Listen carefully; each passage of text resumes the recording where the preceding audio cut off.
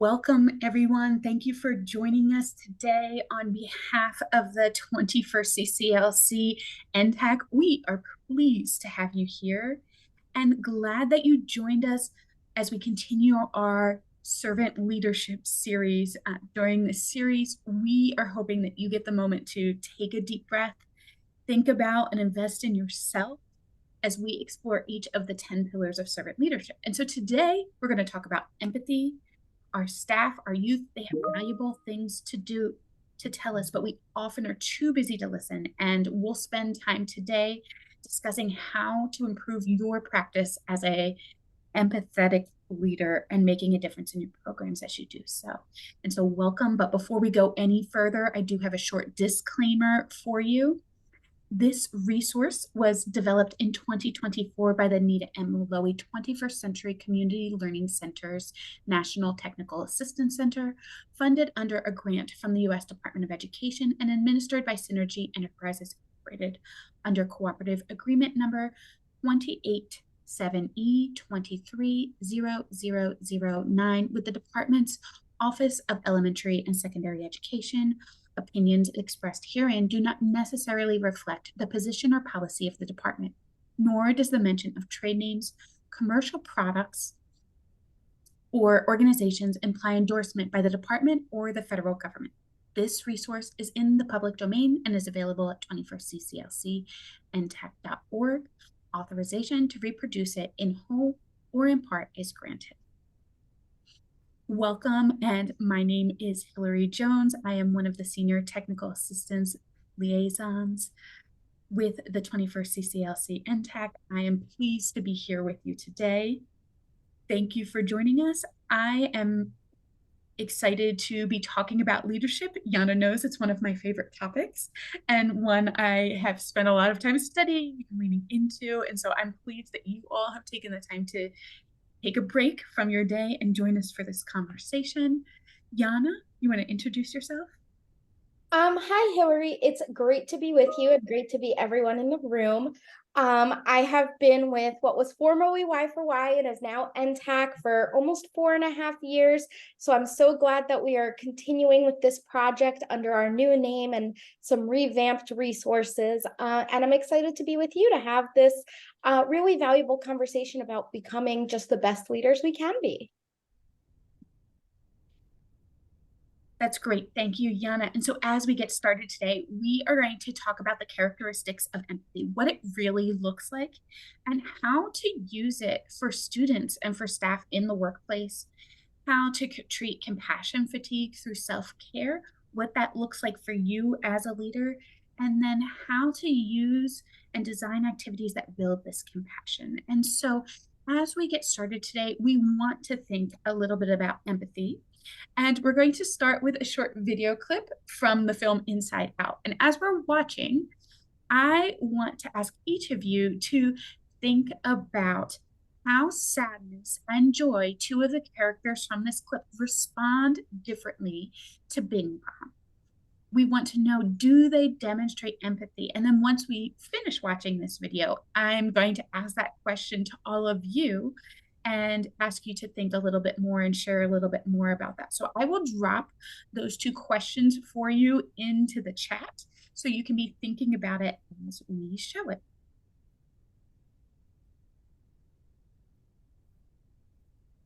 You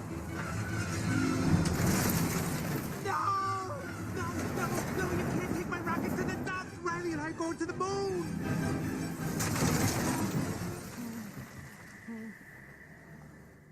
Riley can't be done with me.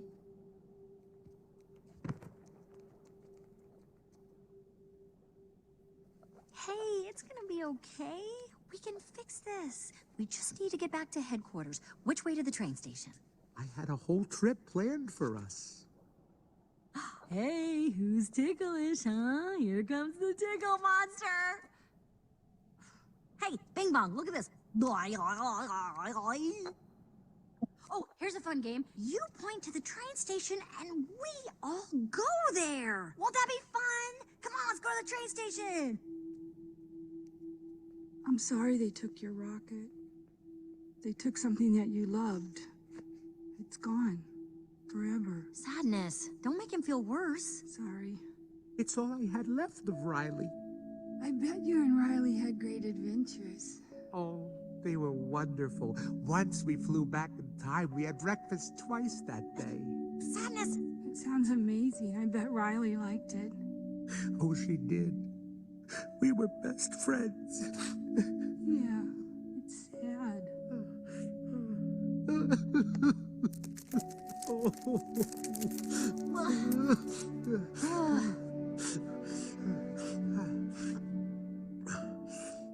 I'm okay now. Come on. The train station is this way. Okay, so how do sadness, joy respond differently to Bing Bong? What does empathy look like in this video? And so Capella says, I'm going to start crying. Deanna says, Joy is trying to get Bing Bong out of his feelings, while Sadness is able to empathize with him and let him feel his feelings. We love this movie too. I think it's a great one, but thank you. So we are looking for some other input from each of you. Feel free to jump in the chat. If somebody wants to unmute, add a few more sentences, go for it. But we hear from RJ that sadness recognizes and validates his feelings, his experience, while joy attempts to distract him with happy things. And so as you think about this and you think about the different pieces of what you're hearing, my next question to you is, how does empathy for children, for adults play out in your program? What does this dynamic look like in your space? And from you as a leader, but also from others on your team who are leaders, others that you lead. We're still getting answers on the first set of questions. It's the quick fix versus the healing. It's joy not being super sensitive to the circumstances, a sadness as a more negative place where joy is more positive towards Bing Bong. But Tanya jumps in with that next question for us, right? It's a place where we're there. We listen to our staff, to our students in our program, where we're, instead of trying to force somebody to move on, we give that space and that time to talk, right? So often our young people in our 21st CCLC programs, they don't have other places where people are investing that time and validating them in those ways. And so it's important to create that space for it, meeting our staff where they're at, where they're struggling with, and being quicker to listen than to speak.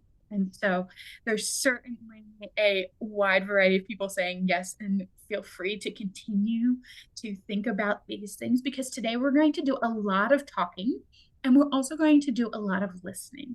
And so we want to be people who try to remember to listen with empathy, just like what we heard from sadness, and take the time and the space for that. But before I continue, I think one of the things that I want to be clear about is what we're talking about when we say empathy. And so for the purposes of this conversation, we've defined empathy as you understanding that everyone has their own perspective. Kristen said, putting yourself in their place, right?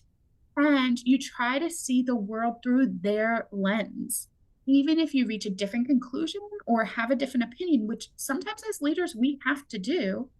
Putting yourself in someone else's shoes improves insight and understanding. It helps you communicate what you need to effectively.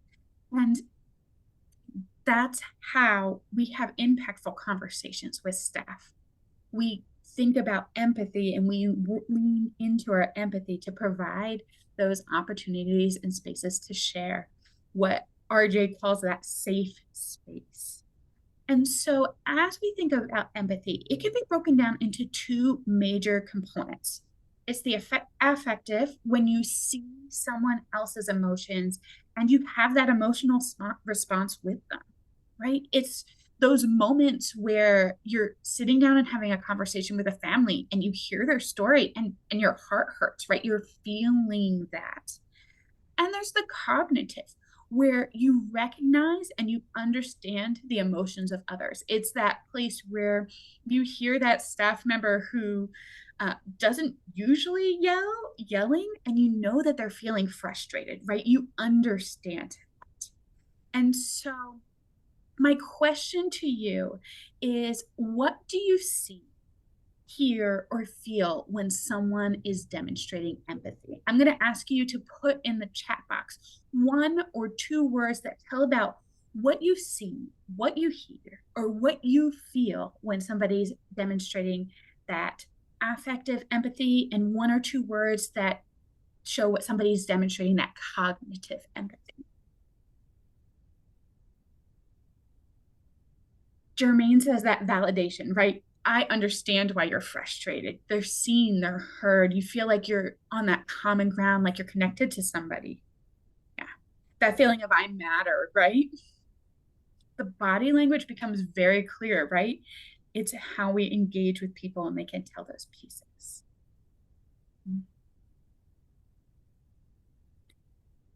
And so as you think about your response to that, keep going for it, keep adding to those pieces. How do you demonstrate this every day in your space, in your programs? How do people know that you're empathetic towards them? Is it that you take time for those families? Is it that you step into that classroom for a staff member so they can have a moment because they're frustrated and that's not their norm? Right? What does that look like for you? Be very practical. Is it that you check it, families out at the door so that you have that chance to have that conversation? Lindsay says that you check in regularly with staff, right? You stick your head in, hey, how are you doing today?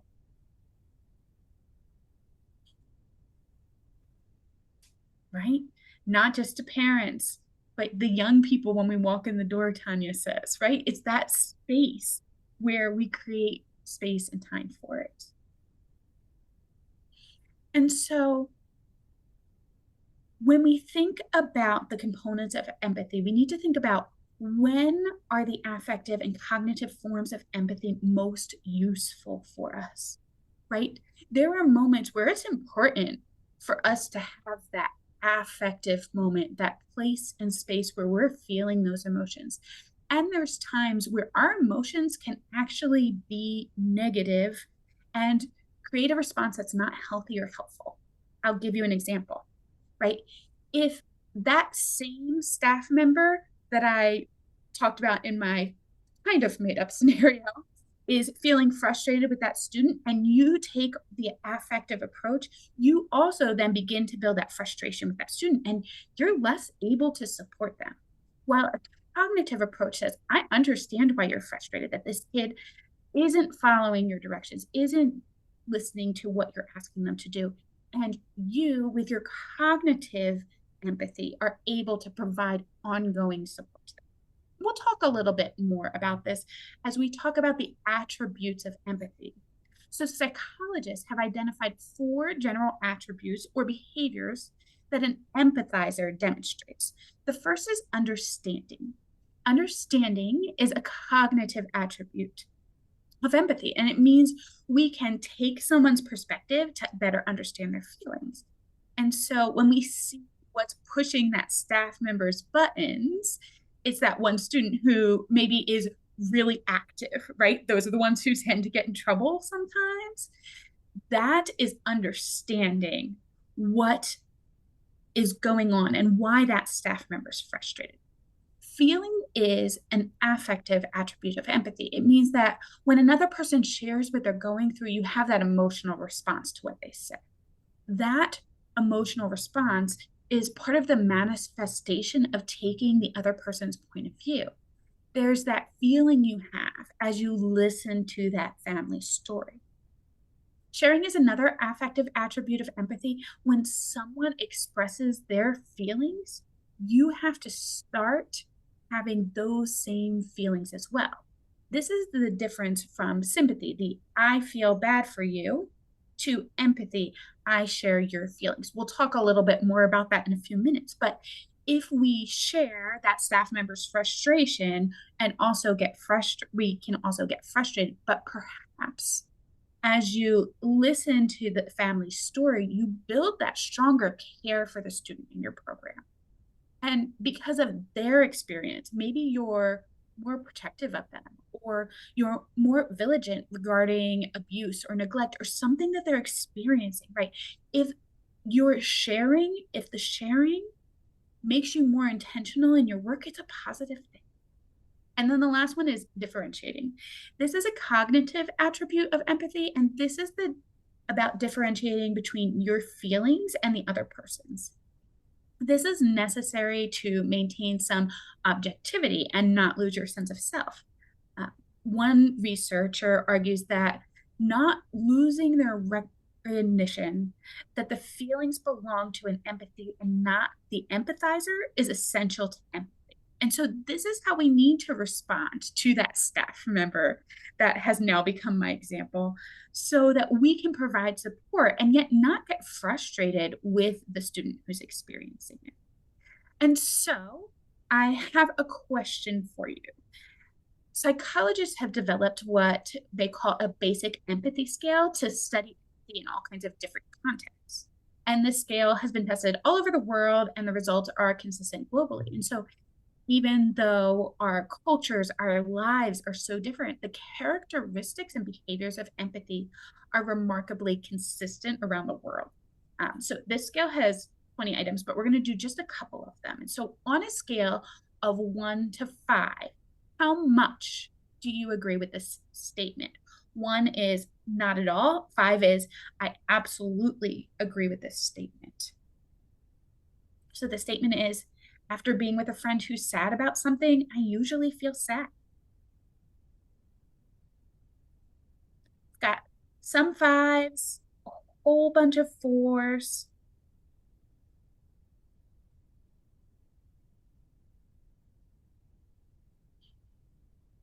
Some 3s jumping in, 3s and 4s.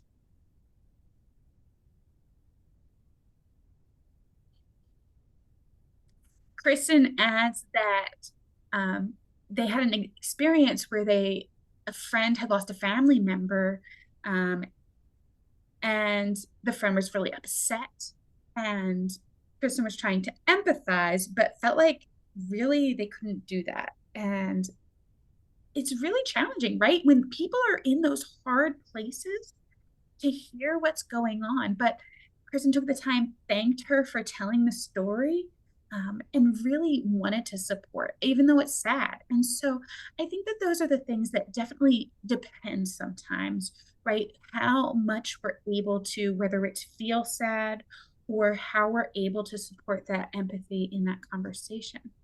And so, one of my questions are, given the information that I shared with you about affective and cognitive empathy, do you think that this is affective or cognitive? So, we'd love to hear from you in the chat.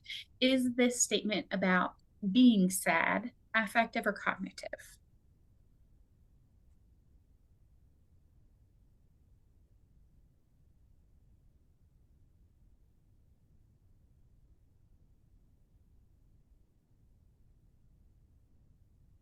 Absolutely. You all are right on track, right? It's affective. And so, as we think about this, it's really one of those places of sharing where you're carrying that load together. And sometimes people need us to share, to carry that load with them, right? And create this space of that. Here's the next one. On a scale from 1 to 5, how much do you agree with this statement? When someone is feeling down, I can usually understand how they feel.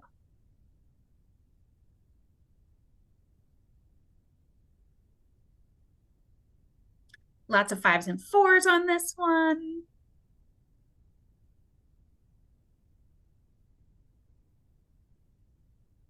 I'm going to say primarily 5s and 4s on this one. Right, so I'll ask you the same next question. Is this affective or is this cognitive? What do you think?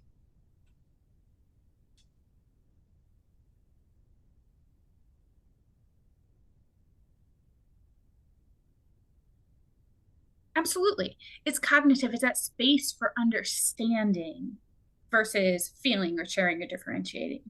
And so as you think about empathy, recognize that it's not always that feeling the deep emotion. Sometimes it's that understanding place, right? It's that differentiating place. Every form of empathy isn't the same, and it doesn't mean that we always are going to sit and cry with someone. And it doesn't mean that you're never going to feel sad as you engage with and you talk about someone. We've started this conversation of empathy, but empathy is really just one of the feelings that we may experience on what we call the empathy continuum. In fact, that's what I want to talk a little bit more about right at this moment, right? The continuum ranges from more negative to more positive or productive responses in response to another person's feelings. And so, for example, apathy refers to a lack of thoughts or feelings. It turns a blind eye to issues, situations, to people, and therefore it's this neutral point on the continuum. And then we have sympathy, right? Sympathy refers to our own thoughts, our feelings of deep concern for others. It involves more personal level of concern than something like pity. It involves understanding from your own perspective, but not necessarily sharing the other person's feelings. It can be summed up by saying something like, I feel for you. Then we have empathy. Empathy refers to this cognitive and emotional responses that are aligned with others' thoughts and feelings, and it involves that connection that assumes the perspective and feelings of others, includes understanding why others feel what they do. According to the Merriam-Webster dictionary, empathy involves understanding, being aware of, being sensitive to, and vicariously experiencing the feelings, thoughts, and experiences of another, either the past or present, without having the feelings, thoughts, and experience fully communicated in an objectively explicit manner, right? Empathy can be summed up by saying, I feel that with you. But at the far side of the continuum is compassion. It's that cognitive, emotional, and behavioral response or that intention to, and it's in response to others' thoughts and feelings. It can be summed up by saying, I'm here to help and support you. And so, although we're talking about empathy, as leaders, we really want to be people who are compassionate, who say, I'm here to help and support you. I'm going to do something with my empathy. That's really the difference between empathy and compassion, is the action that comes behind. And so, with that said, we are getting ready to do a quick case study. It's actually not very quick. And so, we are going to join in a few moments into small groups where you're going to read over a scenario where compassion is required, right? And as you read that scenario, I want you to talk about how a person at each phase of the empathy continuum might respond. And so there's some specific questions that you can answer through this process. And we are going to share, Yana has just shared the case study in the chat to look at. And so in a moment, we'll launch those breakout rooms, but you're going to read through the case study, answer a few questions, and identify what the different responses could look like. Think about who from your group is willing to share, because when we come back together, we're going to do a debrief, but we do have about 10 minutes that you'll be in this breakout room to have this conversation. Okay, so Yana, if we're all set, I think we can launch those breakout rooms. You set? Yeah, I think we are all set, and we will see you in those rooms just in a few minutes.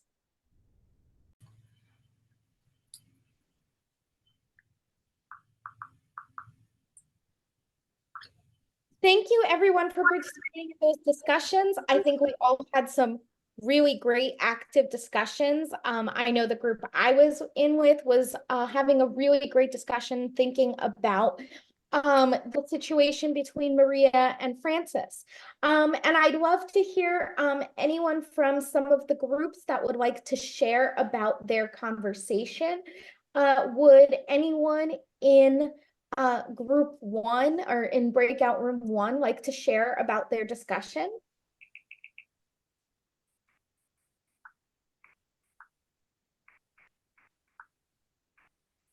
I'll just say anybody in any of the breakout rooms, because I'm going to be honest, Jana, I don't even know what number breakout room my group was in. So Fair point, certainly, Hillary. If anyone wants to share from their discussion, what came out of it, if you were thinking about the situation that Francis and Maria find themselves in. Maureen says she has something to say. Maureen, please unmute yourself, let us know.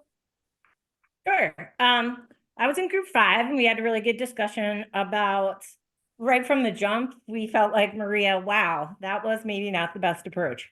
And she didn't really lead with any type of, compassion or empathy. It was really more apathy, like, ugh, what's the problem? And we felt like, when Maria found out about Francis's circumstances, she would definitely have changed her thoughts about what was going on with Francis's work, and that by Francis sharing things, she was certainly seeking empathy and sympathy and compassion.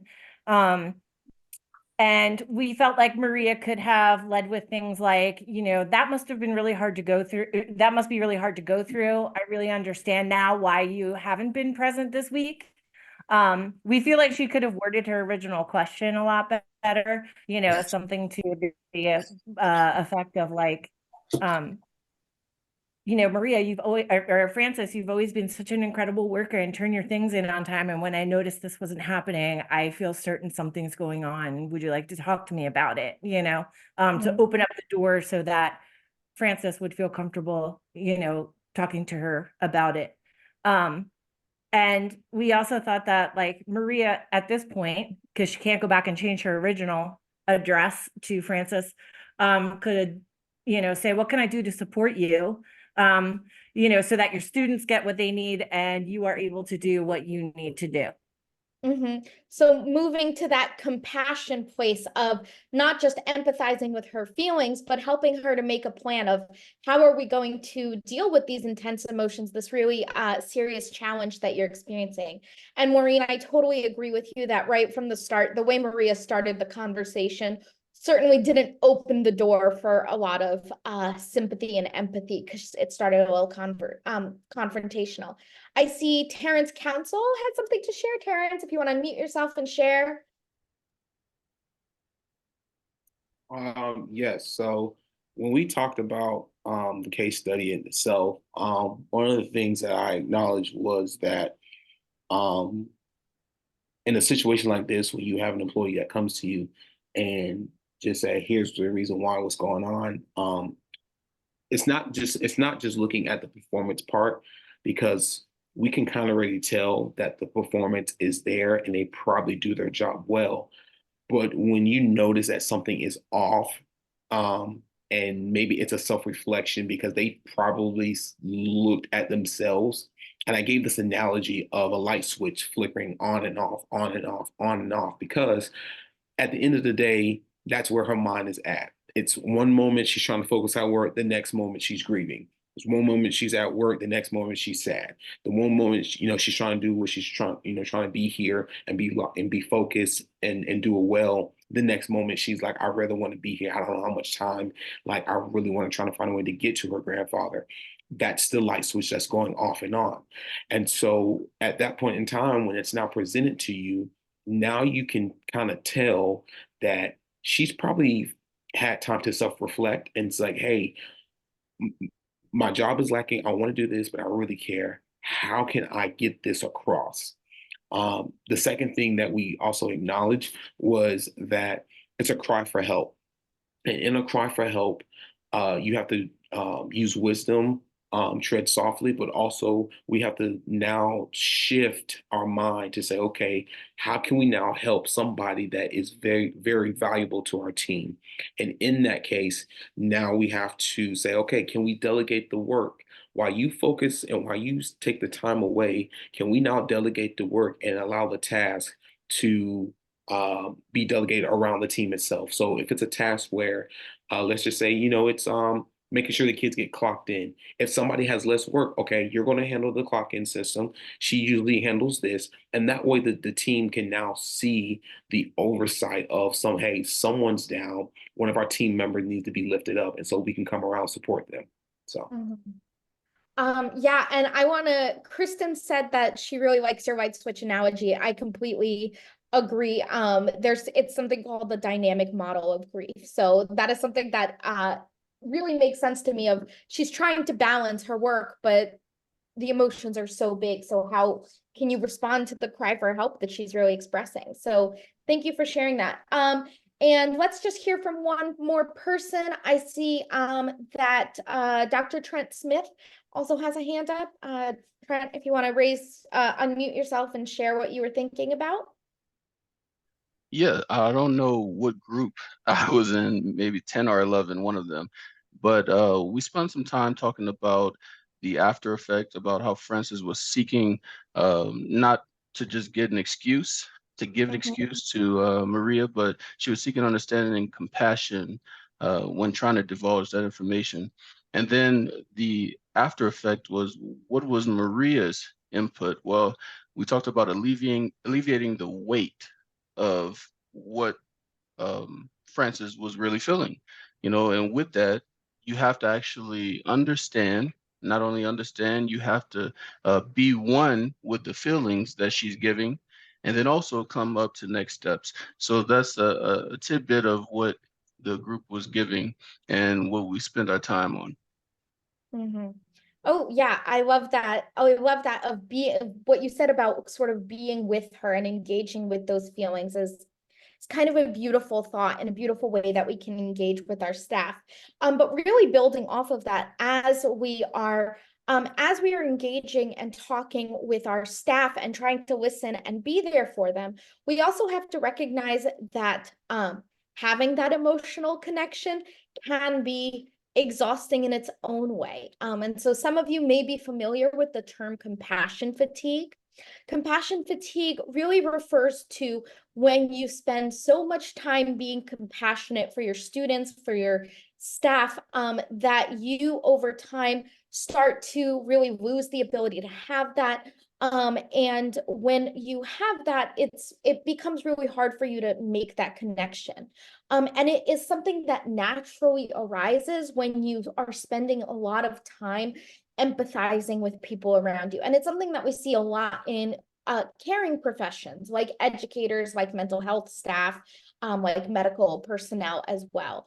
Of compassion fatigue can creep up on you when you're engaging with a lot of trauma or a lot of really serious feelings from others.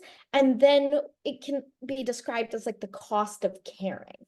And there's a lot of reasons why we develop compassion fatigue. It's a pretty common human emotional response. But some of the circumstances that can lead to compassion fatigue really have to do with a limited amount of autonomy. So one of the things that can happen is if you feel like you are not in a position to help, you are not in control of the program environment. So you feel like there's really huge challenges in the environment that you can't address.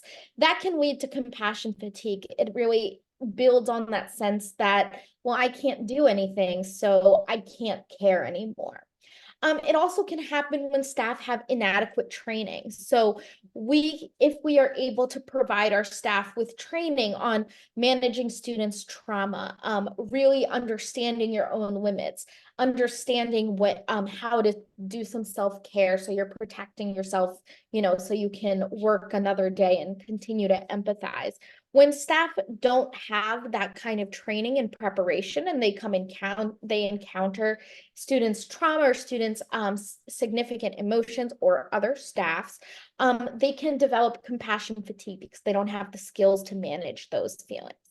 And a lot of this can have to do with student needs. When we have students that experience trauma, and we want to be good listeners, and our students may be willing to share a lot of really personal things with us because they feel cared for and loved and supported in our programs. But while it's great for our kids, there can be a negative impact for our outer school time practitioners, because hearing all of that trauma, it's what's often known as secondary trauma, of that has an emotional effect on you, even if you didn't personally encounter that trauma. And it can also be really challenging for staff when there are rapid reforms in a program. So if there's a lot of changes in the program environment, for example, a new curriculum, it can become really overwhelming and exhausting. And so these are the environments that can lead to and contribute to the compassion fatigue of not being able to connect in that same way and not having energy. Oh, Jermaine made a great point of, if you're coming home working so hard at school, making those emotional connections, you might not have the kind of emotional bandwidth to then connect and provide the care you need for your family. That compassion fatigue, we only have so much to give. So thank you everyone for sharing. So these are some of the circumstances that can lead to compassion fatigue. And you or your staff may be experiencing compassion fatigue when you are experiencing some of these symptoms. So when you are experiencing compassion fatigue, you may have a decreased ability to care. So it may be hard for you to focus on the needs of your focus on the needs of your staff, focus on the needs of your students, because it's just that you have run out of the ability to care. You can feel exhausted, both emotionally and physically. So do you come home from the out of school time program just completely exhausted? You get on the couch and you can't move. It can manifest in anger or irritability, increasing feelings of anxiety or depression. Sleep problems. Maybe you wake up from nightmares thinking about either your program day, thinking about some of the things you've heard from students and families. You could feel hopeless. So feeling like no matter what you do, it's never going to help your students and your families. That you can never do enough. You could maybe feel like a failure, like I'm trying so hard, but our students, our families, our staff are still struggling. I'm doing what I can, but I just can't make a change. I haven't been able to um, have that effect that I really want to make a difference. And you can start to feel disconnected. You can start to feel like, well, this is not my space, this is not my problem. You just emotionally can't connect the same way you used to in the past before you started feeling that compassion fatigue. So really thinking about both yourself and your staff, thinking about the scenario that we heard between Maria and Francis, of Maria should want to respond with compassion to Francis, to offer empathy, to make a plan for how you can support her.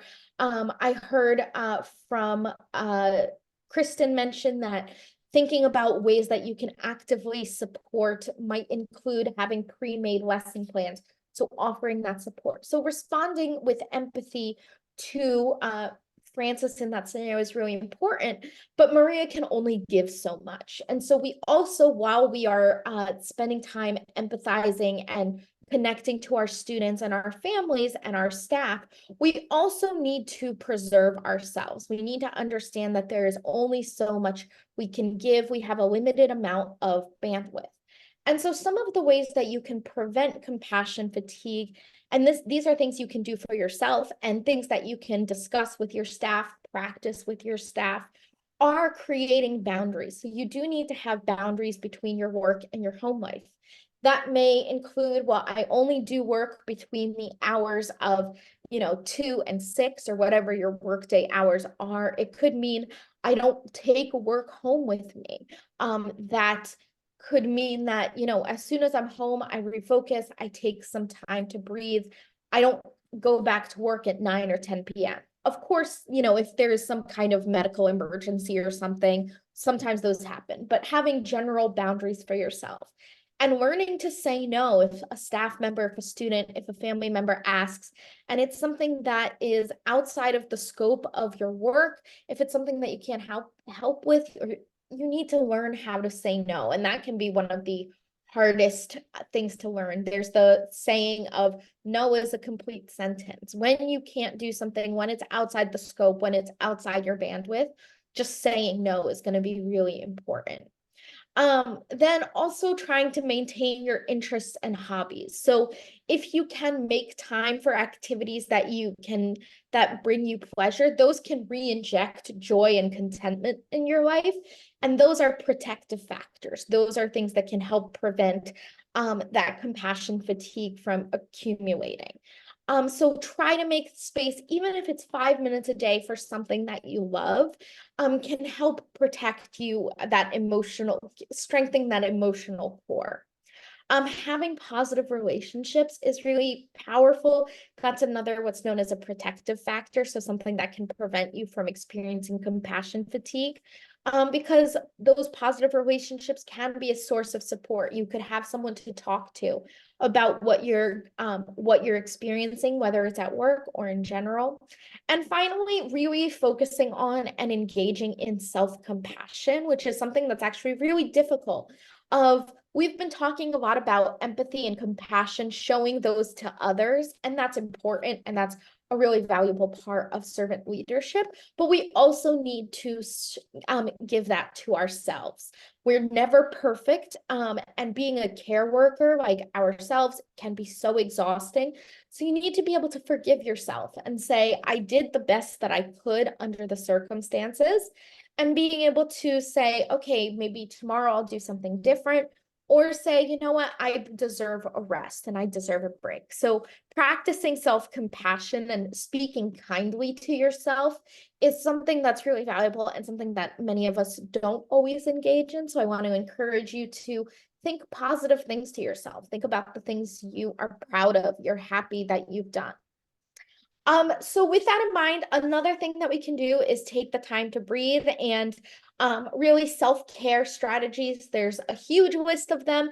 Back when we were Y for Y, we did a whole session on self-care, and we have self-care resources on the new NTAC website, so do check them out.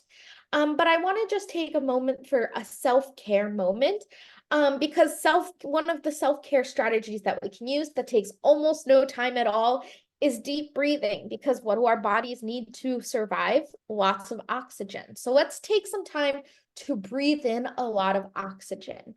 I would like us all to breathe in slowly on a count of 1, 2, 3, 4, 5. Make your lungs as full as you can.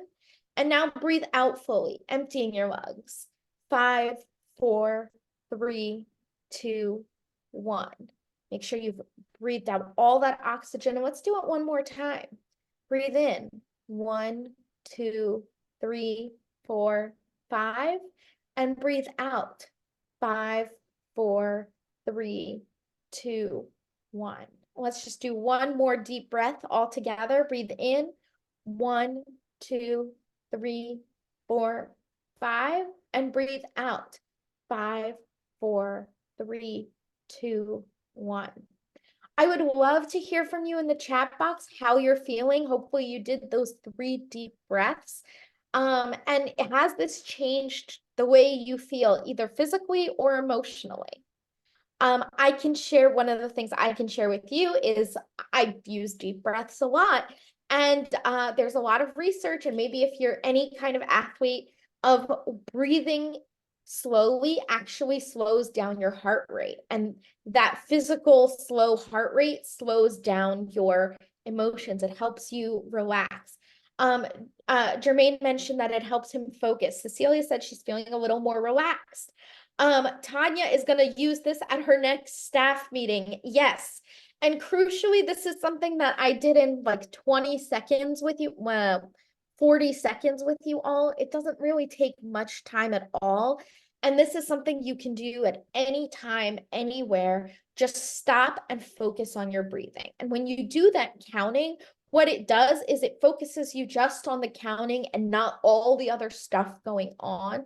That moment of focus just helps slow your heart rate, helps physically bring down your temperature, and also emotionally bring down the temperature. So I do deep breathing whenever I'm stressed out. It is something I return to over and over again because it is so effective and you don't need anything special to do it. So with that in mind, we are going to move on to another strategy that we can use in order to support and kind of bring emotional safety to our program, especially as leaders when we're thinking about supporting our staff. And one of the strategies we suggest you use is called a compassion circle.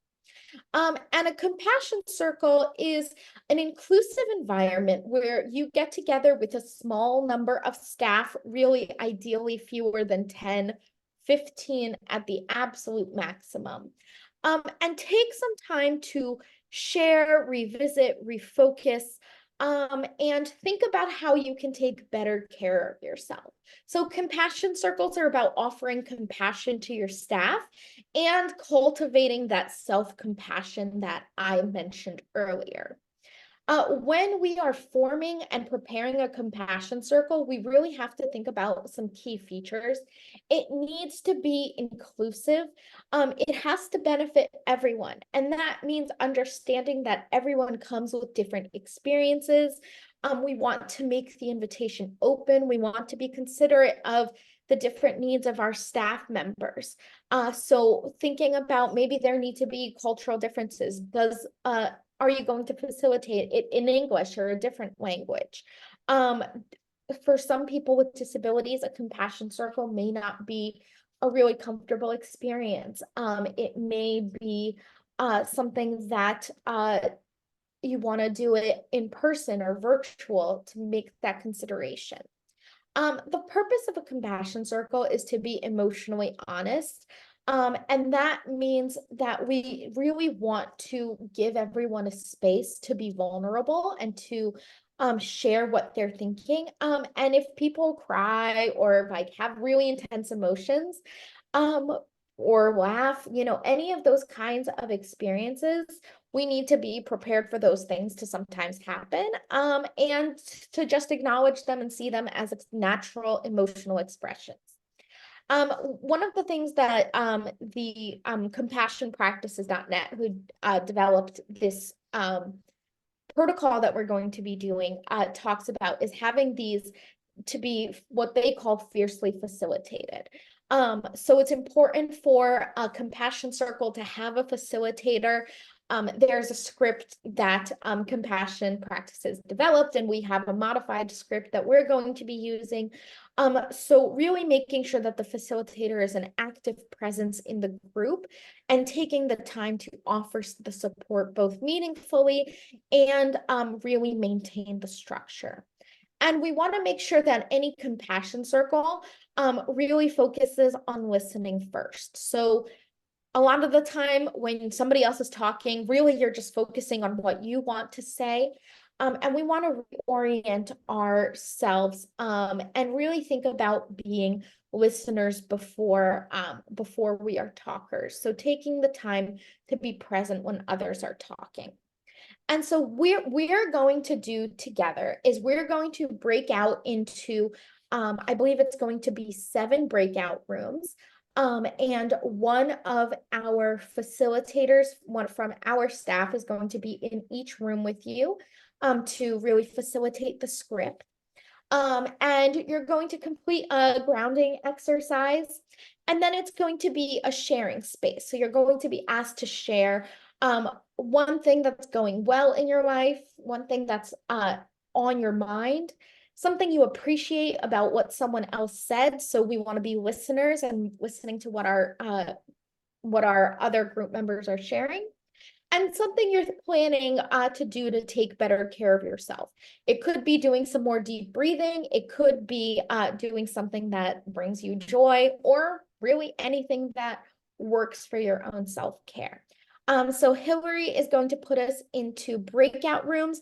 I do want to share with you all before we go into breakout rooms, there is a document, and please feel free to use this and keep it and you know, put your own branding on it and make it your own. We have a shortened script for a care space, but the facilitator in your room is going to be walking you through that script, but please feel free to download it and use it for your future reference as well. So Hillary, I think we are ready to go into our breakout rooms. Yep, so I will launch those in just a moment, but please enjoy the conversation, take a moment for it. For our room hosts, just know that your groups may look a little different than they did in the last section. Participating so actively. I know my group had a great discussion, and I'm sure that is the case in other groups. Is there anyone who would like to share about what you just experienced?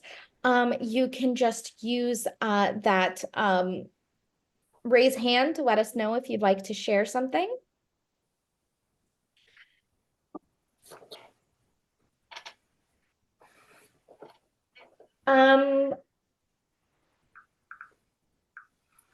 Anyone would like to share? Maureen, go for it. Oh, great. And here.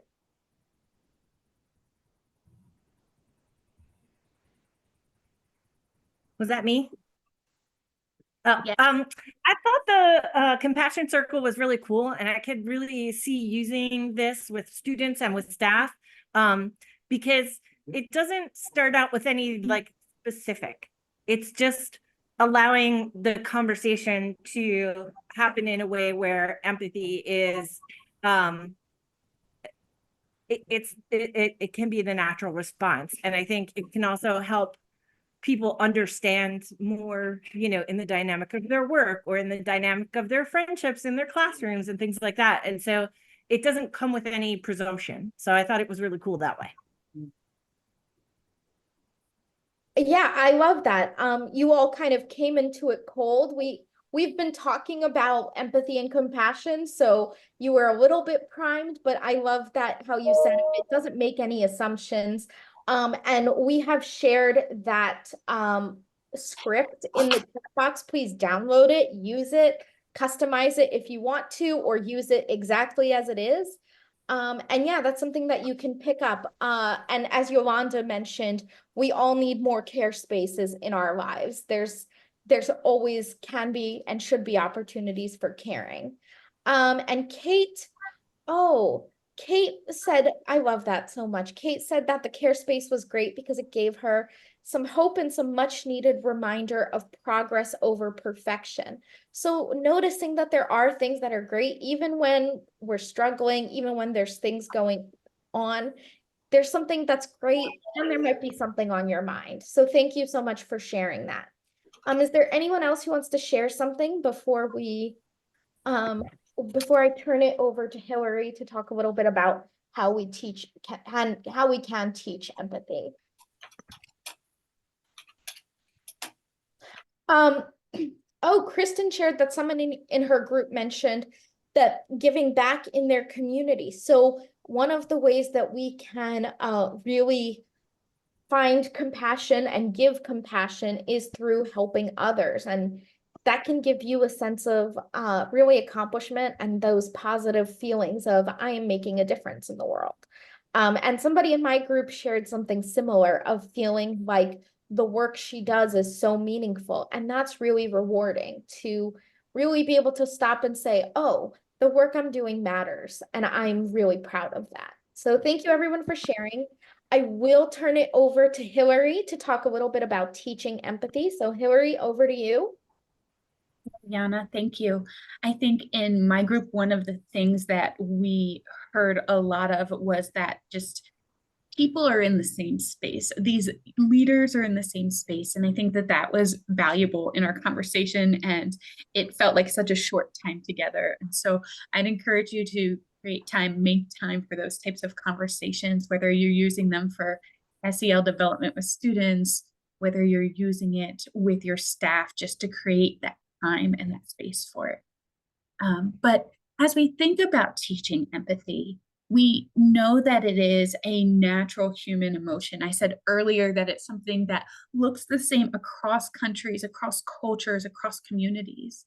And that's something that research demonstrates, but it's also something that we can cultivate and grow in our young people. And so as we think about that, we should consider and can consider modeling, right? Making sure that we're showing empathy as something that we do, right? That it's the interactions with students and adults that they see us doing it, because how can they learn to do more of it? How can our staff learn to do more of it for our students if they don't experience it from us? And then in turn, our students learn to do it for one another if they don't experience it. The next is perspective taking.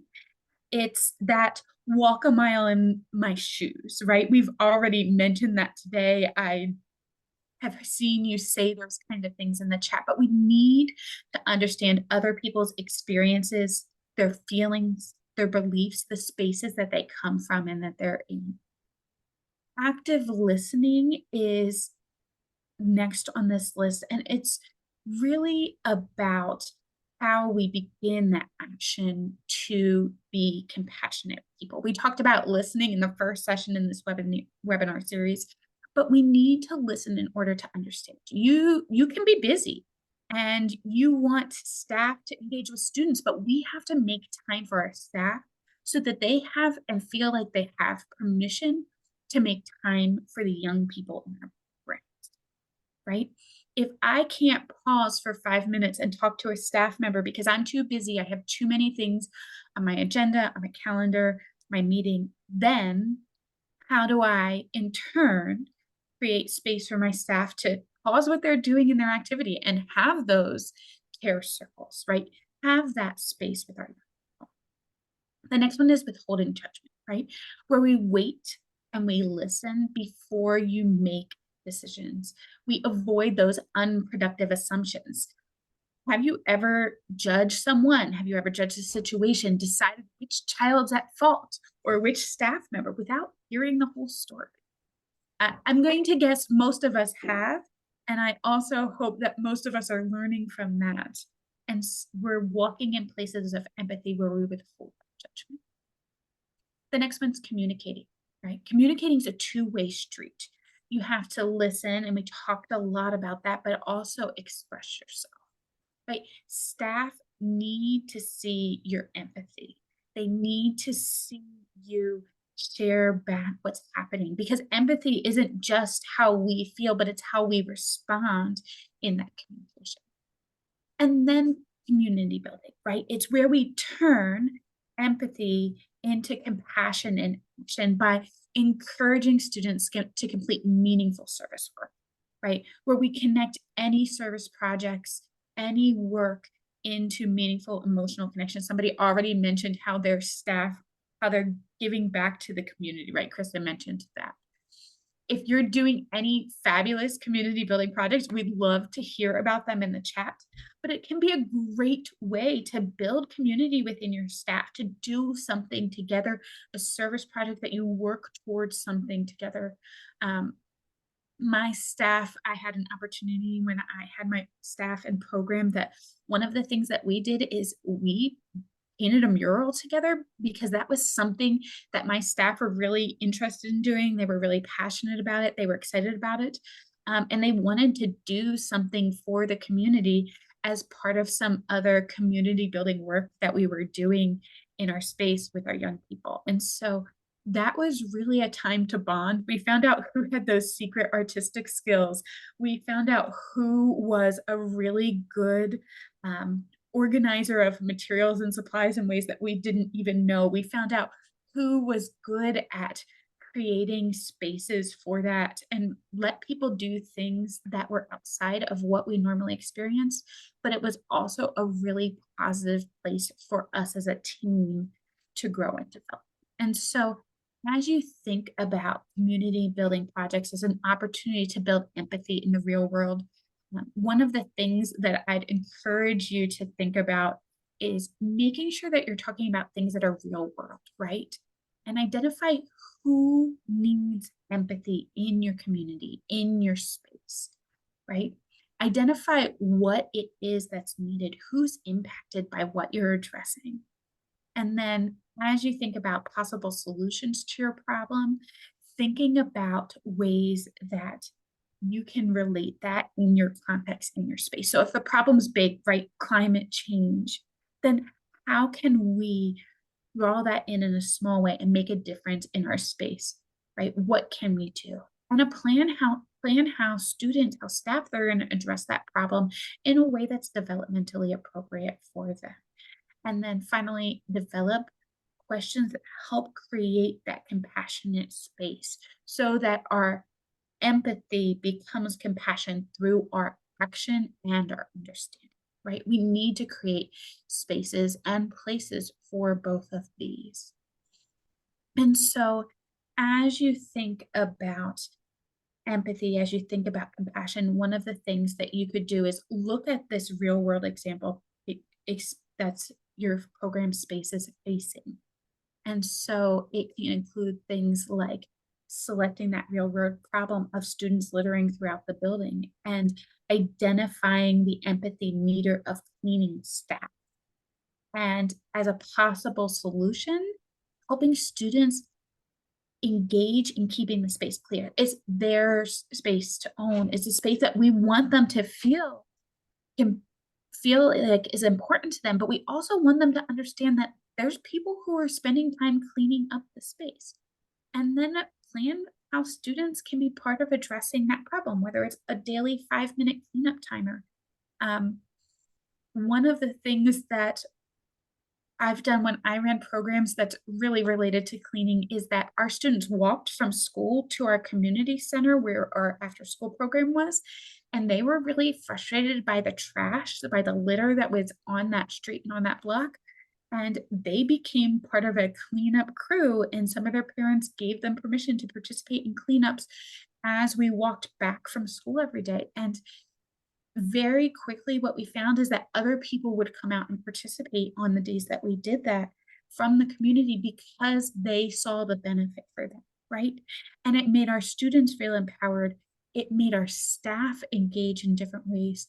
And it taught empathy and built community across our program, across our students, across our staff, across our stakeholders. And it was really a positive experience for us. And so when we invest in empathy and compassion, it's an important part of what we do broadly. And then the last piece is that we think about those questions, right?